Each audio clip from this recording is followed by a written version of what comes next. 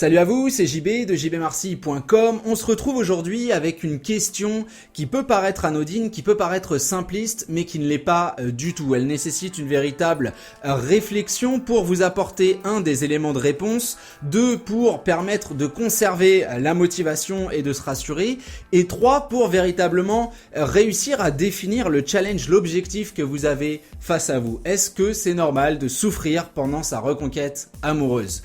Très souvent, je vous parle de développement personnel, je vous parle de changement, je vous parle d'évolution, d'amélioration, de focus sur vous, du fait que votre ex est un satellite, et vous pouvez avoir l'impression que l'aspect douleur, l'aspect tristesse, l'aspect ressentiment est laissé de côté au profit d'une espèce d'auréole glorieuse qu'il faudrait avoir sur la tête pour réussir à avoir une communication positive et finalement mener une reconquête amoureuse avec la personne que l'on aime. Je comprends très bien ce sentiment. Maintenant, pourquoi est-ce que la tristesse est laissée de côté ? Parce qu'elle n'est évidemment pas un élément sur lequel on va construire. Vous la connaissez, je la connais. Si j'utilise des mots comme le deuil amoureux, c'est parce que on sait que cette douleur est extrêmement profonde. En réalité, je la compare même à la perte de quelqu'un, à la perte physique, au décès. Alors je sais que ça peut paraître énorme pour certaines personnes qui ne sont pas dans cette situation, mais il faut vraiment qu'on comprenne quelque chose, entendons-nous bien, on parle de quelque chose, d'un état psychologique qui peut mener à faire de grosses bêtises. J'ai parmi les gens auxquels je parle de manière quotidienne, des personnes qui sont dans une souffrance extrême et qui ont des pensées extrêmement noires. On a vu des profils faire d'énormes bêtises pour une souffrance amoureuse, malheureusement trop souvent minimisées par votre environnement. La question entre nous n'est pas d'éviter ce sujet, la question entre nous est de faire de cette tristesse, de cette douleur un véritable moteur pour avancer. La réalité de votre quotidien, c'est que chaque seconde qui passe est une souffrance. Maintenant, on a deux choix dans ce genre de situation, soit s'asseoir, contempler cette douleur, se dire que c'est la pire des choses qui nous arrivent et qu'on ne peut rien y faire, que les dieux, la terre entière, l'univers est contre nous, ou se dire qu'on va se retrousser les manches, qu'on va passer à l'action, qu'on va commencer par réfléchir à un cadre, puis une fois ce dernier défini, correspondant à mon activité, à qui je suis, à ce que je suis capable de faire, à mon ex, là je vais pouvoir entrer en action, je vais pouvoir travailler. Il y a une vraie part de psychologie dans la reconquête amoureuse, vous le savez, et qui dit psychologie dit réflexion sur mon état d'esprit, sur mon aura, c'est un mot que j'utilise extrêmement souvent, et si je ne me penche que sur ma tristesse et ma douleur, je vais avoir énormément de mal à gérer justement, à améliorer cette aura. Pour gérer votre tristesse, je vous ai déjà donné dans une autre vidéo un exercice qui vous permet au quotidien de lui donner un cadre. Vous avez une autre ressource qui est présente sur le blog qui sont les podcasts, podcasts quotidiens. Chaque jour, j'enregistre un petit enregistrement vidéo de 10 à 15 minutes.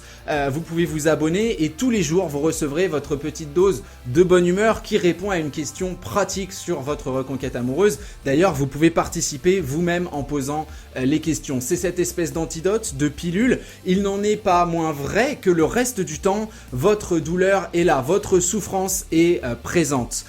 Nous ne pouvons pas nous focaliser là-dessus, encore une fois, parce que nous devons au contraire trouver la motivation d'avancer. Votre souffrance, elle est absolument compréhensible. Encore une fois, elle est extrêmement instinctive. Je fais la différence entre deux choses chez l'humain et plus particulièrement chez la personne qui est dans une reconquête amoureuse. Il y a en vous deux entités. Il y a ce tigre, cet animal sauvage qui est l'instinct qui vous fait bien contempler cette douleur, qui vous fait réagir de manière extrêmement négative, qui vous fait penser que jamais vous ne pourrez inverser la tendance et finalement analyser tous les faits et gestes, les dires de votre ex de manière extrêmement négative.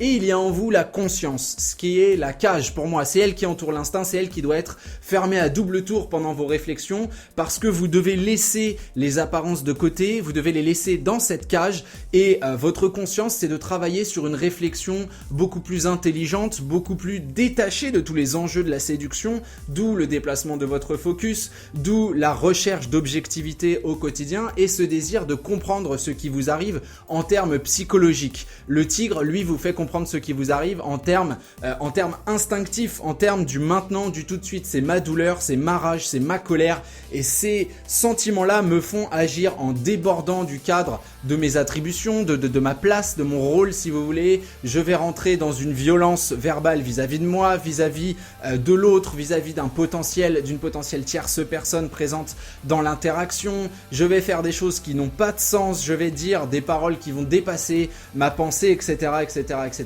Le tigre dans votre situation est extrêmement dangereux et se focaliser sur votre tristesse, c'est vraiment le nourrir, lui montrer un steak et lui donner envie de sauter à travers la cage. C'est pas évident pour lui, mais c'est quelque chose qui peut se passer et c'est quelque chose qui peut être extrêmement dangereux parce que ce qu'on est en train de construire, cette cage en acier trempé, si vous la laissez ouverte, malheureusement, votre ex va constater les dégâts, votre ex va voir que vous êtes très pesant, très lourd, que vous ne vous en sortez pas. Et il n'y a pas de justice dans ce bas monde, il n'y a pas de justice en matière de reconquête amoureuse, il n'y a pas le fait de mériter que votre ex revienne ou pas, il n'y a pas le fait d'être une personne de valeur qui fasse réfléchir votre ex sur la perte ou pas, il y a une reconstruction qui permet de démontrer qu'on peut gagner quelque chose dans l'échange. Et ça, c'est extrêmement important. Alors oui, souffrir est normal, mais essayez vraiment du plus profond de votre être de garder cette souffrance dans la cage, d'éviter la communication à ce sujet auprès de vos proches, auprès de votre ex évidemment, parce qu'on va avoir cette image de vous de personne qui n'est pas capable de se reconstruire elle-même, d'avancer et finalement de maîtriser son quotidien. Encore une fois, vraiment cette vidéo pour vous dire que la douleur est quelque chose qui doit être respecté, mais c'est pas elle qui vous définit. Vous êtes cette personne qui souffre mais qui est capable de vous relever. Vous savez, c'est vraiment quand on est au pied du mur qu'on est capable de voir ce qu'on a dans le ventre. Et il y a vraiment deux types de personnes. Il y a les personnes qui regardent le mur et qui se disent « Oh mon Dieu qu'il est haut » et il y a les personnes qui se posent même pas la question, qui se jettent dessus en courant, qui ont jeté le grappin et qui commencent à grimper, qui savent qu'ils vont morfler, qui savent que ça va durer longtemps, mais qui ont cette volonté par-dessus tout d'atteindre un objectif et de se reconstruire. Ce qu'on oublie souvent quand on regarde la reconquête amoureuse, on ne voit que l'objectif, on ne voit que la finalité et on oublie que tout au long du processus, eh bien on apprend et que cette douleur, il n'y a qu'une seule solution pour la contrer, c'est l'action, l'expérience. Vous ne vous sentirez pas mieux en restant assis chez vous, à rien faire, à contempler tout ce qui vous arrive, à vous morfondre. C'est toujours par l'expérience que l'on peut diminuer cette notion de douleur parce que vous avez besoin de retrouver de la satisfaction dans votre environnement, vous avez besoin de retrouver de la valeur et le fait de trouver de la valeur, de la confiance entre guillemets, même si vous savez que ce terme c'est pas un terme que j'apprécie, pour moi je préfère parler d'euphorie. Cette euphorie elle se trouve dans la réalisation de petites tâches, de grandes tâches, de petits projets, de grands projets, mais c'est vous qui devez les mener et vous devez commencer maintenant. Je vous laisse réfléchir à tout ça, c'est hyper important, n'ayez pas peur, oui votre souffrance est là, mais votre souffrance doit devenir un moteur. C'est à vous de choisir. Soit vous voyez un moteur, vous voulez passer à l'action, vous voulez travailler, soit vous y voyez une encre et malheureusement vous allez couler, mais c'est vous qui devez prendre cette décision. Vous êtes la seule personne à pouvoir justement choisir et derrière assumer ce choix. Je vous laisse réfléchir là-dessus. N'hésitez pas